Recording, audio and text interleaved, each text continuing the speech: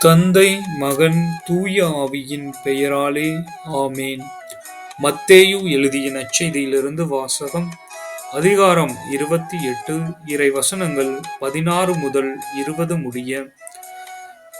11 சீடர்களும் இயேசு தங்களுக்கு பணித்தபடியே கலிலேயாவில் உள்ள ஒரு மலைக்குச் சென்றார்கள். அங்கே அவரை கண்டு பணிந்தார்கள். சிலரோ ஐயமுற்றார்கள். இயேசு அவர்களை அணுகி, விண்ணுலகிலும் மண்ணுலகிலும் அனைத்து அதிகாரமும் எனக்கு அருளப்பட்டிருக்கின்றது. எனவே நீங்கள் போய் எல்லா மக்கள் இனத்தாரையும் சீடராக்குங்கள். தந்தை, மகன், தூய ஆவியின் பெயரால் திருமுழுக்கு கொடுங்கள். நான் உங்களுக்கு கட்டளையிட்ட யாவற்றையும் அவர்களும் கடைபிடிக்கும்படி கற்பியுங்கள். இதோ, உலகம் முடியும் வரை எந்நாளும் நான் உங்களோடு இருக்கின்றேன் என்று கூறினார்.